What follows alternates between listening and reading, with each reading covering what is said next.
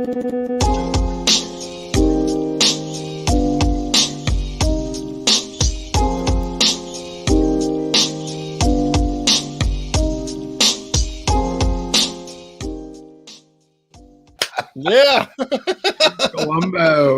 Columbo. Very good, Eric. Very good.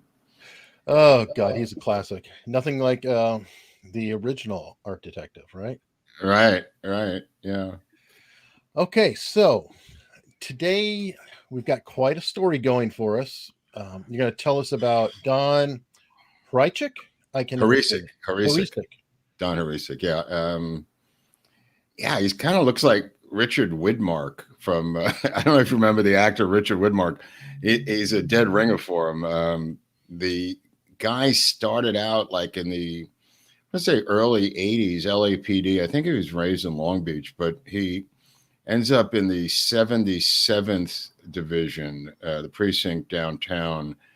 And back in those days, oh, there he is. Yeah. It kind of looks like, I wish we had a picture of Richard Widmark because he looks just like him. But he ends up in the 77th Division, where there is 1,000 murders a year, which is about 3 or 4 times more than we have today, even though everything's going kablooey here. So he goes to work and literally he has to see like 3 to 6 dead bodies a week and just on the job. And it's, yeah, no, I mean, it was crazy. It was really weird. Like I never really thought of it that way, but he has to process all these murders. And, you know, at 1,000 a year, you know, 50 weeks, I mean, do the math of what, you know, that's not all in his division, obviously, but, you know, that was one of the heavier crime divisions in LA. So he says, I got to get out of here. I got to transfer out. I got to do something. He's got like what I assume would be like PTSD today, you know, as a detective dealing with all this crime. And I think it was around 1986. There's a crime out in Van Nuys, a murder that appears to be a robbery in a 2-story condo in Van Nuys. And it is a wreck of an apartment. The place is completely disheveled. And the woman who is in there, a 6-foot-tall, 29-year-old nursing executive named Sherri Rasmussen, is killed with 3 .38 caliber bullet holes shot into her through a blanket that apparently was used to muffle the sound of the murder. And the place is wrecked. Detectives show up, and apparently there had been another burglary by 2 short Latino guys earlier in the week, and they assume it's the same 2 Latino guys, even though nothing's really stolen, Eric, except her BMW, which is in the garage. So the BMW is stolen. And she's married to an engineer named John Rutan. He's not home, and they figure, well, maybe it's him. So they grill him, and it's obviously not him. He was at work all day as an engineer, so he's got an alibi. This was done in the morning. And there's blood everywhere. There's some DNA. She has, on the inside of her right arm, a very deep, savage bite mark where you can, you know, one of those where you can actually see the teeth, Eric. Yeah. You know what I mean? Yeah, so the forensics people come in and, you know, they do fingerprinting and they take some blood samples, and they also take saliva from the bite mark, and they put it in a test tube. Now, DNA does not exist yet. I mean, keep this in mind. This is not OJ time. This is before OJ. This is 1986. Right. So there is no DNA. It's just coming on the scene in England at that time. In fact, a year or 2 later, some criminalists will use it in England. Crazy. But the reality of it is the crime goes unsolved. And it's just one of many murders. I believe in 86, it was 836 murders. And the crime in Van Nuys is just linked to these 2 Latino guys who are never apprehended. And neither is the murderer of this woman. So the parents live in Tucson, Arizona, and they keep contacting the cops to try to get a lead on their daughter's murder. And she's really beloved. She went to UCLA when she was only 16 years of age. Beautiful. Looks like an all-star volleyball player. But anyway, Hrycyk, having nothing to do with this murder per se, it's just symbolic of that era, develops and gets into something called the art theft detail, which he creates for himself as an art detective. And yeah, here he is as the first and only urban art detective squad in the country. And it's a one-man unit called Art Theft Detail out of LAPD. He's the only guy, and he's not a trained art person at all, but he becomes like Columbo and has to solve all of these high-end art crimes that are going on in Los Angeles, and art forgery, by the way, not just art crimes, art forgery. You know, and a lot of these are in Bel Air, they're in Beverly Hills. Look, I guess this is a couple that he got back, and he has an incredible record of solving these insane crimes by just being a complete dog of war and a Columbo type who gets inside these homes and finds out that the butler did it, the maid did it. There's all different kinds of storylines involved in these crimes of the art detective. Almost old-fashioned. What's that? Almost old-fashioned. Yeah, no, he does it really old-fashioned. In fact, one of the crimes that he solves, actually two of them were like this.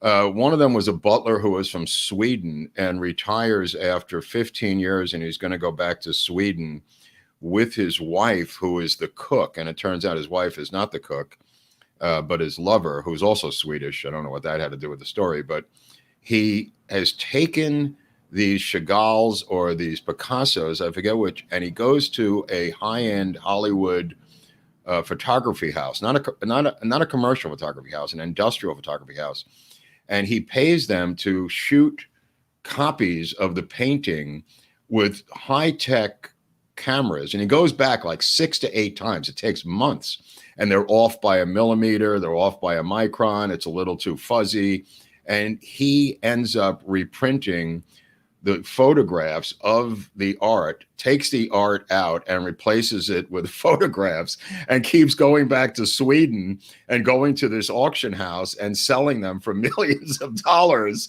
returning to Bel Air and then doing it again. And this takes, of course, over the course of a year. And the woman, the older woman who looks at the painting, she touches it one day and she realizes it doesn't feel like an oil painting, Eric. It just feels like something from Kinko's, a laser copy. So they've got to call the art detective, which is Don Hrycyk, who has to show up and solve that crime. And he solves it. He finds out it's this guy from Sweden. He gets the guy extradited from Sweden, and he's arrested at the airport. He was actually flying on the plane with the paintings rolled up in a cylinder, taking them physically to Sweden, and then meeting with the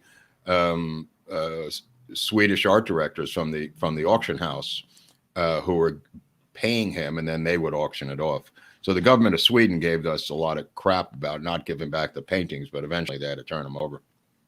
Wow, it sounds completely crazy. I'm going to pull this out for a second and mute you. I'm echoing through your mic, so let me mute and unmute. See if that takes care of it. Okay. I think when I was looking around for you, I found some other interesting cases. What was it?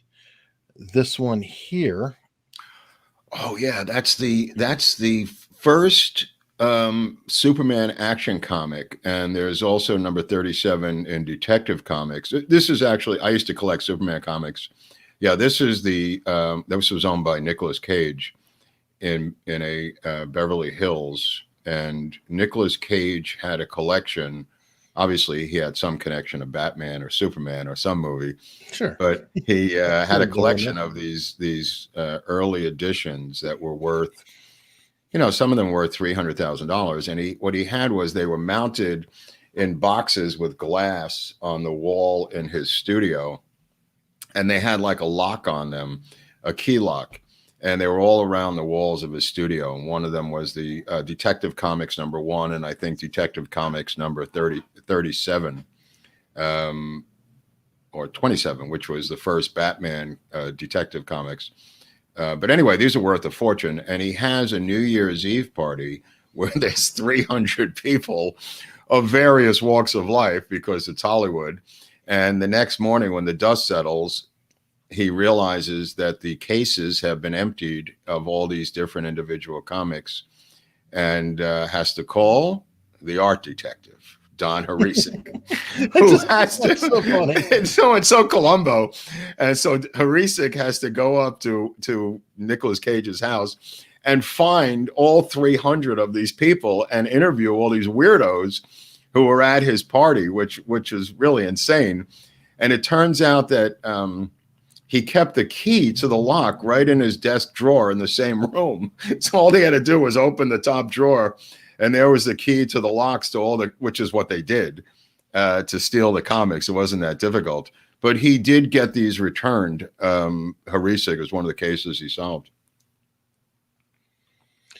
Yeah, interesting. It wasn't just that. What was it? You think art, and you don't realize that it could be, people like the comic book, obviously, but it also, you had these prints that were stolen. Yep. These are actually, I guess, animation cells were stolen. Yeah, the animation cells. Yep. I think you're referring to, right? Or yep, sorry, yeah, right. animation cells. They're super valuable. Yeah, and rare. Right, and those were stolen on a couple occasions. One was from a production company, another one was from Disney itself. But I think that was the Peanut stuff, the Charles Schultz ones, right? Yeah. So he got those returned. I mean, some of these cases are really strange art. There was a bronze statue, I recall, at I want to say Olympic and Kenmore, right over there. And it was a miner. It was a bronze statue of a miner panning gold. And they came in the middle of the night with a buzzsaw and cut it off at the legs. Just the base was left. Oh so they went. It was ridiculous. It was like an 8-foot tall bronze. It was there for decades. Bronze statue, like a 49er coming to pan for gold, Eric. And it was like on this little square, a little island.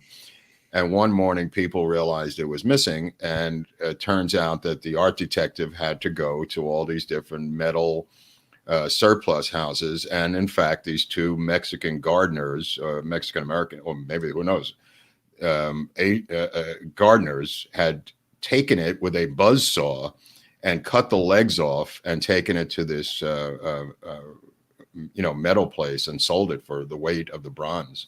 And so that was returned, and then they soldered it or welded the legs back together. You could still see a line around it. I remember going over there years ago. You could still see the base had been separated a little bit. Crazy. And people might recognize this guy. Is this one of the Warhols? Yep. He did the Endangered series, and these were stolen from the studio, if I recall. Right. I don't know who stole these. I forget who the criminal was, but the one thing I learned from the guy was that almost 90% of these are inside jobs. They're not guys with grappling hooks coming and swinging in like some movies we might have seen. You know what I mean? These are usually guys who are the driver or the custodian or some guy on the inside, who has access to the paintings. And here's Warhol himself. Yeah, I mean, it makes sense. I think a lot of robberies are that way. And one of the last ones that I had pulled, this is similar to your photocopy story. She was literally a professor, or she worked at UCLA and had those like repaired and redone, and essentially made forgeries. So put the forgery back and the real one out. That's a common move. I learned that's a very common move because it buys you time, Eric, to sell it, move it out, do whatever you got to do instead of leaving an empty frame there, which I think they would come after you pretty quickly. So, yeah, especially with the advent of Kinkos and laser copiers in the 90s, I think it takes off in terms of laser copies more than anything else. And I But had was one that, more. where is that? From the museum at UCLA? That was, Yeah. yeah, And what's funny is back to our guy who stole the peanut cells. Apparently, he's got a survival skill going for himself now. is that the same guy? Yeah, I'm pretty sure Right. this is Oh from yeah, yeah. that. That's the guy. That's the guy. Right. I Right. think that's him. What a weirdo. Yeah. Not too hard to pick this guy out of a lineup. Wow. So one method of survival is to steal some peanut cells, right? Right. I Oh, think he worked there. I think he was a custodian or a handyman or something. well, crazy. So you got assigned the story about Don and Yeah. Well, I met with don't know him whether and I everything. assigned it, but I fleshed it out and assigned myself to it actually, Oh, okay.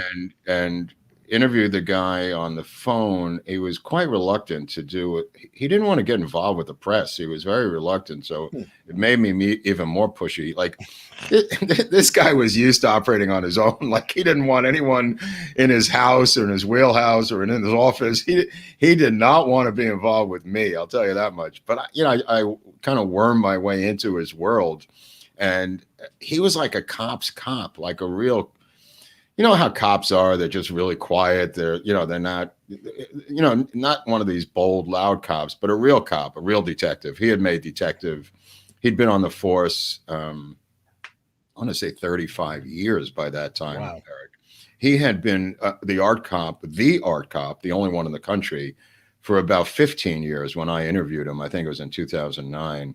And he finally agreed to let me interview him. And I had to go downtown because you always have to go downtown. No matter what you do in this city, you got to go downtown. So I went to the Parker Center, which is, he's on the floor with the detectives, so it's, he showed me the photos of the Hat Squad guys in the 30s. I mean, he gave me, a lot of information.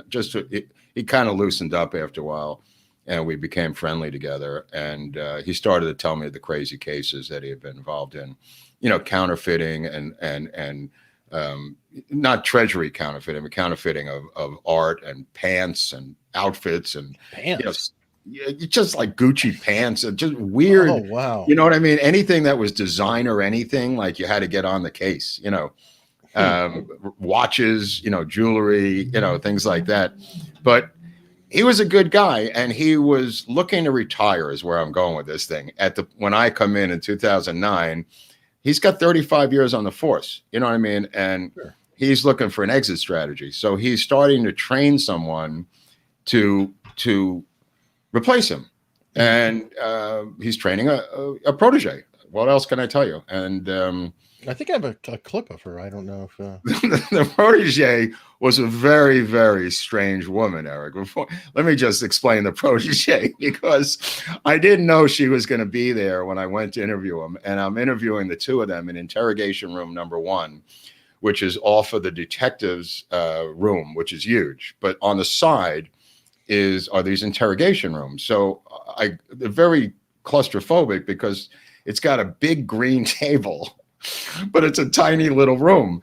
And you got to sit on one side and they sit on the other side. And I guess, maybe we've seen these in videos before. I don't know if there's ever been a video of anything in an interrogation room before, but I was interviewing him and he says, this is the woman who's going to replace me. So every time I ask him a question, the woman butts in, and she looks like and sounds like and acts like, and I don't even know what's going on, but she, in all due respect, she seemed like a bipolar crazy person. And that was my first impression. And I said to her, because she wouldn't shut up, I said to her, do you know anything about art?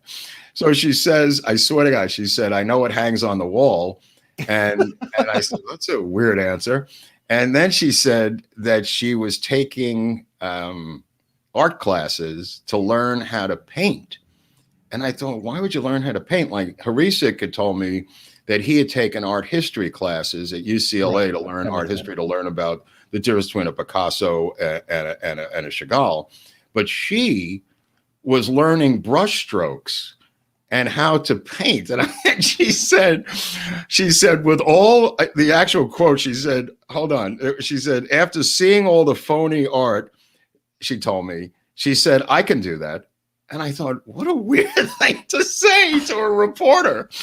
And I thought to myself, is this woman like in training to become an art fraud painter? Like to, go into the learn by doing. Yeah. And I just filed it away in the back of my mind, Eric, that was the weirdest thing I heard from an art detective is I'm going to learn, I thought how to become an art fraud painter, and learn the brush strokes. It didn't make any sense, but I didn't have time for that at that time. So she kept telling me she's got a daughter. She's doing this. She went to Europe. She said she went to Florence numerous times. And I went, how the hell do you go to? I mean, I've been to Florence once or twice. You know what I mean? Mm-hmm. But when you're working 9 to 5 as a detective, which is what she was, she had 20 years in, this woman at that time. How do you go to Florence multiple times? She said she loved art. She went to Europe when she was 18. I said, okay, I could buy that. But then she said she kept going to Florence, and I thought, oh, that's weird. And I filed that away. You know what I mean? It just triggered some bullshit meter in my head that this chick is yanking my, chain here about something. I really couldn't figure it out. But I remember one thing, and I put this in the article. She looked like Tyne Daly of Cagney and Lacey. I don't know if people remember Tyne Daly, but this woman looked like Tyne Daly from Cagney and Lacey. And I thought, what an odd looking woman to be an art detective. Tyne Daly on a bender. I mean, what's this all about? Well, it's relating to his wife. Okay. Okay. Did you know her? Not really. I mean, I knew that he got married years ago. Uh-huh. Did you ever meet her? God, I don't know. Do you know who she was or anything? Well, let me think. God, it's been a long time ago. I mean, are you guys, is this something, I mean, you said I was going to interview somebody about art and how you guys are, here's I mean. Stephanie, here's the situation. It's basically, we knew that this, when we saw this in this chrono, that maybe, there was some relationship there. That's what the chrono seemed to indicate, and we didn't want to come up to you at your desk and ask those kinds of questions or do anything. You know how up there people can see what's going on if you go into an interview room or people are in there getting supplies. Okay. I mean, some of Sherri's friends said that you and her were having a problem because of the John situation. Well, number one, I don't know who her friends are, because again, I don't recall if he did tell me where he met her. Do you remember what he drove? Well, I know at one time he drove either a 240 or 260Z. Any other cars that stand out in your mind?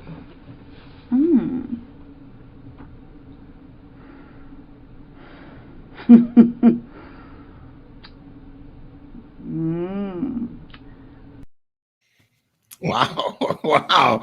Well, that's her. This is a photo I took of her that day in 2009 when I was up in that room, in the interrogation room number 1. Hrycyk's on her left, her right, my left. And she was the same way that in that video as she was with me. It was unbelievable. Of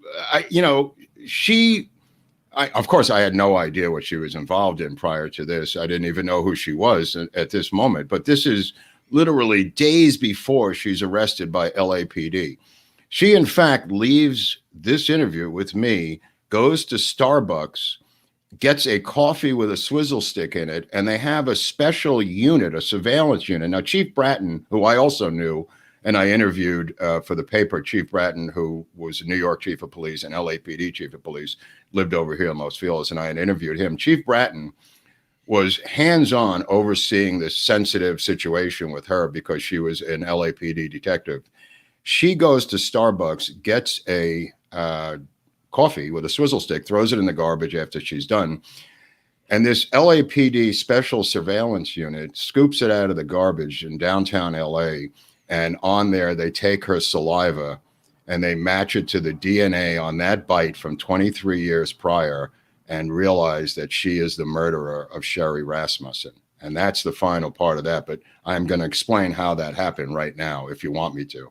Yeah, and that's, by the way, Stephanie Lazarus. Stephanie Lazarus is the name of the woman who is the murderer of Sherri, who's in this picture. Sherri, who was beautiful, 6 feet tall. And let me just give you the backstory on this, because Stephanie Lazarus and John Rutan were lovers.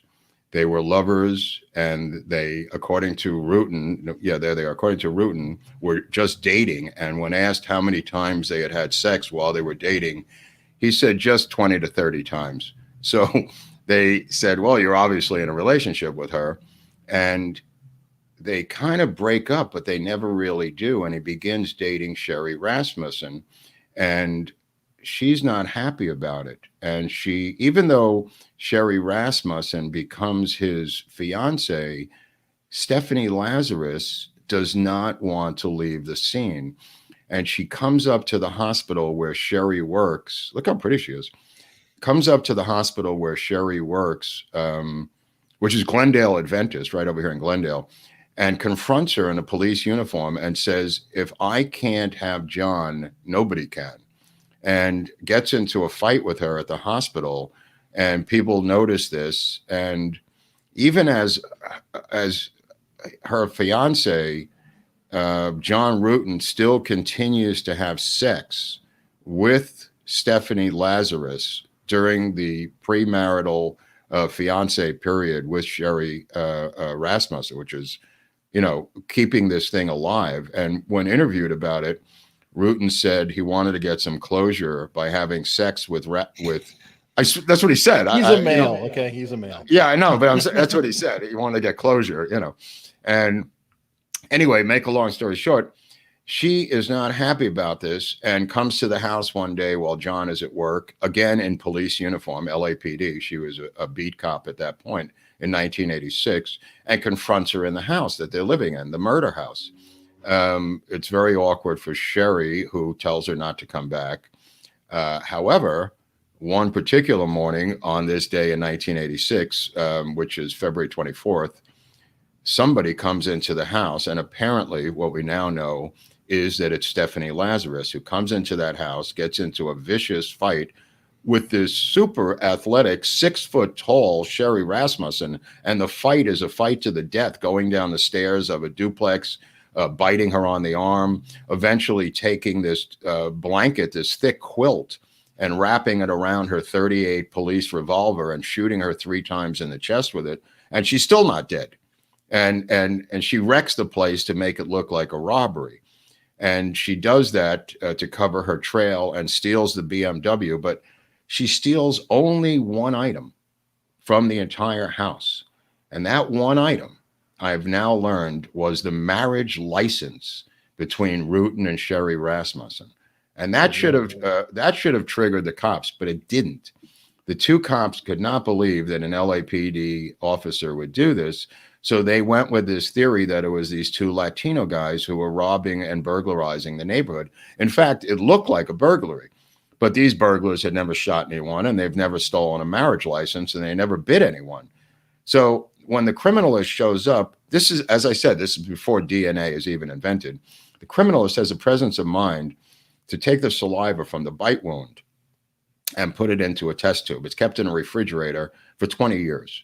That refrigerator is at the Parker Center with evidence in it. Unfortunately, or fortunately, it turns out that Stephanie Lazarus and her future, let me just say another detective sign the evidence out, the blood evidence of the evidence room early on. In the early 2000s, to make sure nobody's on her trail. She gets another male detective and when he's confronted about it after the investigation, he says, I don't recall signing out the evidence, even though his signature is on the evidence form. She's now married to another detective and adopts a child, 2.5 years old, and is living a normal life as a detective and about to take over the art theft detail where nobody would ever be. Yeah, here they are, the 2 of them. It's another picture from the LA Weekly that we used in the weekly with some of their work. So she wants to take over the art theft detail. Now, keep in mind, The only two divisions she's worked in 20 years in LAPD were internal affairs and homicide. Internal affairs because she would be tipped off as to any investigation into herself, and homicide because it was homicide. She takes her own gun after she murders Sherri Rasmussen, goes to the pier in Santa Monica and throws it into the ocean, then goes into Santa Monica police and says her car was broken into and her police 38 was stolen. So she has a record of her own gun, which is the murder weapon, being stolen by a car break-in, totally a lie, and she threw it into the Santa Monica Bay to destroy or get rid of the weapon. She then goes about her business, and this DNA disappears, except the detective who signed it out left one test tube, and that test tube was the bite mark saliva DNA that ended up convicting her for murder of Sherri Rasmussen. And he didn't know that that was part of the evidence, whoever signed it out. And as I said, Chief Bratton told me that he handled this entire investigation, because if they were wrong, they were going after the wrong detective of LAPD, and that would have been a complete debacle. Now, just to back up, the parents lived in Arizona, in Tucson, and they believed it was her from day one. And they kept writing and calling the chief of police back then, who was not as sharp as Bratton. This was Daryl Gates. And Daryl Gates was telling them to go F themselves, not responding, writing back, stop bothering me. In fact, the two detectives out of Van Nuys, when the parents visited them, told them they watched too much television, forget about it and move on with their lives. They never moved on with their lives. They stayed on this case for 23 years. And Bratton said, I want them to be the first to know that she's been arrested and they will take her down. And Bratton had a cop fly all the way to Tucson, Arizona, to tell the parents that this was going to happen. He said, I don't want them hearing it on the media, on the news media. I want for you guys to go there and tell them in person that we're about to take down the murder of their daughter, which is what they did. There were 3 cops involved in this, 2 cops. These are the guys who took him down. Yeah, I believe these are the 2 that people can watch in the interrogation. Right. And then there's a whole series of them. Right. Okay. So these 2 cops had 5 suspects, and they called her suspect number 5. And the reason they called her suspect number 5 was they believed that she couldn't possibly be in the top 4. They had only 5 suspects. The top 3, let me put it that way, were eliminated really quickly. Number 4 was eliminated next, and it could have gone with 4 or 5. Went to check out 4. This is a cold case, and the reason they were able to do these cold case investigations in 2009 was that Chief Bratton himself, with the help of his system that he invented, was able to reduce crime so much in the city of LA that they now had the opportunity to go back and look at these cold case files. And this is what this branch was assigned to do as a cold case unit, was go back and look at these cold cases and clear them. So they get the Rasmussen case, and they begin to look at the 5 suspects. Number 5 on the list, who they called number 5 on purpose, so her name would never be leaked, was Stephanie Lazarus. And once they eliminated the first 4, they said, well, look, she's number 5, but we got DNA from a guy who bit the suspect. So they go to the criminalist, and the criminalist tells them the DNA is a woman. And they went, holy shit. The gender of the biter was a woman. And then all hell broke loose internally, because they had to go to their chief. They had to secretly go to the DA. They didn't want this leak. The DA gave them an office to work out of police headquarters, so nobody would see them doing this. They had to talk to Chief Bratton, who gave them the authorization. They did not want to take her down with a gun in her house, and they decided to bring her in to the same interrogation room where I interviewed her, which is right here, interrogation room number 1. That's because of policy. They can't bring a weapon into interrogation room. Exactly. So all 3 of them had to leave their weapons there, and they duped her into asking her about an art thief that they had made up, and said, we'd like to talk to you about an art thief who's in jail. and he claims to have stolen some art. We don't know anything about this. So she goes in there, they leave their guns in the lockers, and she's unarmed. And that's when you begin to see what was shown on 2020, was shown by the behavior panel 2 months ago, Eric? Something like that. Right. And what you see on the internet, it started with me right here in this room interviewing her on that particular day at the end of April. She was arrested, I want to say a month and a half later, stood trial in June, and was sentenced to, I think, 20 to life. Eric, was that the 27 to life? I think 27 to life. They were going to seek the death penalty. That was on the table. The death penalty was on the table because of the burglary. They could have gone for the death penalty because of the burglary and the stealing of the BMW. Even though she stole nothing else but the marriage certificate. And wait, it gets crazier. Just when you thought this story could not go on any crazier track, 3 years later in 1989, back in the day, John Rutan calls up LAPD and asks them if Stephanie Lazarus has been cleared of the murder of his wife, Sherri Rasmussen. And they said yes, and they hook up again and begin another relationship 3 years after this woman murdered his wife. Unbeknownst to Rutan, according to everyone involved, Rutan did not know this. Here's another one for you. What's that? I've got another one for you that I found out. What? They let her retire. Oh, right. Well, I think there was a certain logic to it because they didn't want to use LAPD money to pay for her defense. There was some rationale to that it would help her to use her pension and retirement or salary. I don't know. I guess they must have suspended her pension or something. But what they said publicly was that was done as a bureaucratic means to cut off her money. If that makes any sense, I don't know. No. I don't. Well, I don't know if she's living large in prison right now, but the fact of the matter is they were so careful because no one had ever remembered in their history having to prosecute an LAPD detective for murder. And they went back in the books. They looked in the history section. There was just no evidence of this. But in the investigation, it was never resolved as to how she got the evidence out of there. You know what I mean? Like, this guy denies remembering taking the evidence. Apparently, she must have had some allies. She was well-liked. She had a completely clean record. She had a separate business in Van Nuys where she lived as a private detective, where she helped parents, oddly enough, collect the DNA and fingerprints of their children so they would not go missing. So she had a side business doing that, you know. Well-liked, folks. She was well-liked. And an angel face there. She never used her weapon in 23 years. She had no disciplinary marks on her record, Eric.